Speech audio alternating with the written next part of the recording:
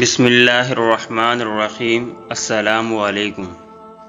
عید کا دن تھا، چاول پکا رہی تھی کہ اچانک اس میں سانپ آ کر گر گیا۔ ساس کے ڈر سے چاول گرانے کے بجائے سانپ کو بھی اس میں پکا دیا۔ سب نے بہت تعریف کی کہ بہترین چاول پکائے، بہت مزہ آیا۔ سال گزرا، ایک اور موقع پر چاول پکائے، سب نے ایک ہی بات کی، پچھلی عید پہ جو چاول پکے تھے کمال کا ذائقہ تھا۔ اب ساس کا جلال کچھ مدھم پڑ چکا تھا اور عورت راز کا بوجھ بھی کب تک اٹھائے پھرتی، سو بتا ہی دیا کہ اس میں سانپ گرا تھا جسے میں نے اس میں پکا دیا تھا۔ یہ سننا تھا کہ سب گھر والے بے ہوش ہو گئے، ایک کو دل کا دورہ پڑا اور وہیں مر گیا۔ اب یہ اثر سانپ کا زہر کا تھا یا سانپ کے خوف کا؟ آگے چلیے۔ امریکہ میں موت کے سزا یافتہ ایک قیدی پر ایک عجیب تجربہ کیا گیا۔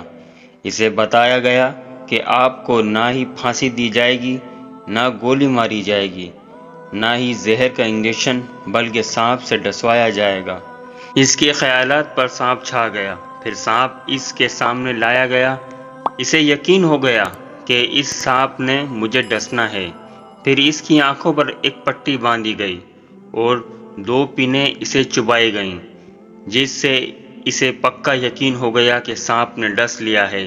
تھوڑی دیر بعد اس کی موت واقع ہو گئی۔ اس کے خون کے ٹیسٹ ہوئے تو خون میں سانپ کا زہر موجود تھا۔ اب اس شخص کو سانپ نے چھوا تک نہیں، لیکن اس کے باوجود اس کی موت بھی واقع ہوئی اور خون میں سانپ کا زہر بھی پایا گیا۔ یہ کیا تھا؟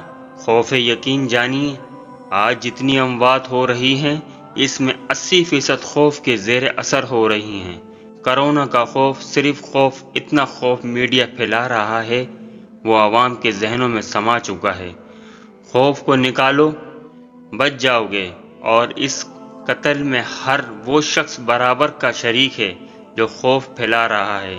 اس لیے احتیاط کی ترغیب دیجیے، آگاہی عام کیجیے، لیکن دہشت نہ پھیلائیں۔ حوصلہ دیجیے، خوف مت پھیلائیں۔